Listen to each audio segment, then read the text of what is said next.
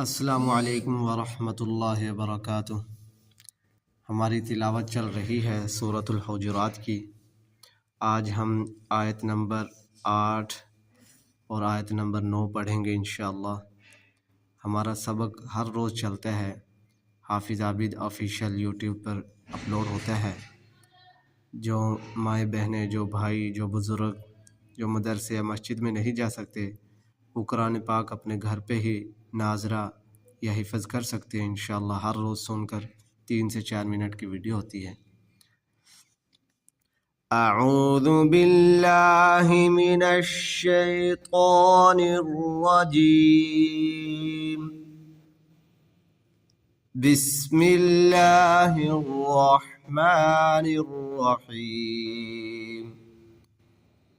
फ़ज़लन मिनल्लाहि व निअमह। फ़ज़लन मिनल्लाहि व निअमह। फ़ज़लन मिनल्लाहि व निअमह।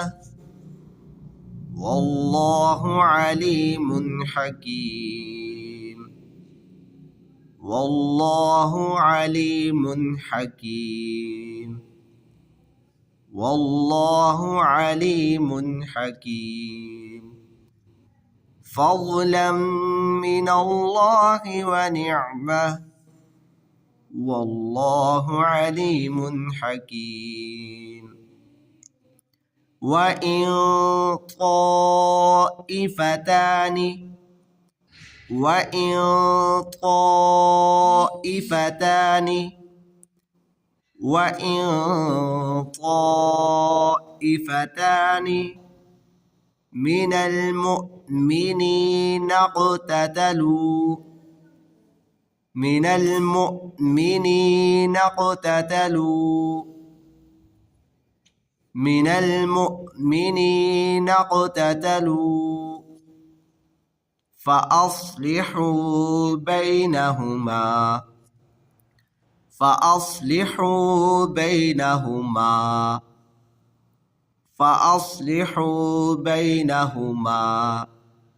फ़इन बग़त इहदाहुमा फ़इन बग़त इहदाहुमा फ़इन बग़त इहदाहुमा अलल उख़रा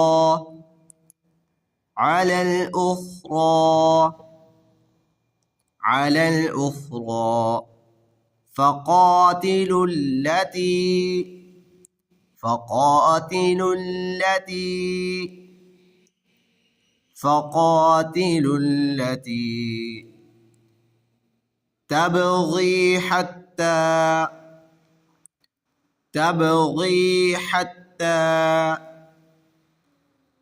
تبغي حتى تفيء إلى أمر الله تفيء إلى أمر الله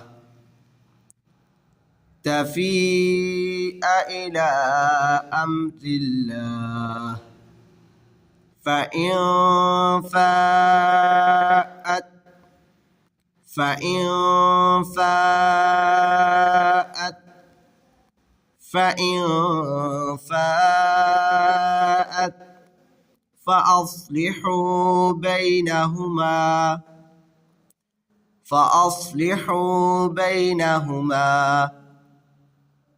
فأصلحوا بينهما بالعدل وأقسطوا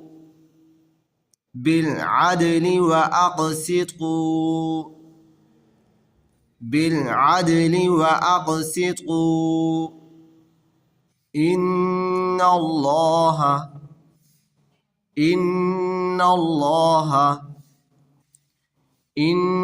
الله يحب المقسطين يحب المقسطين وإن طائفتان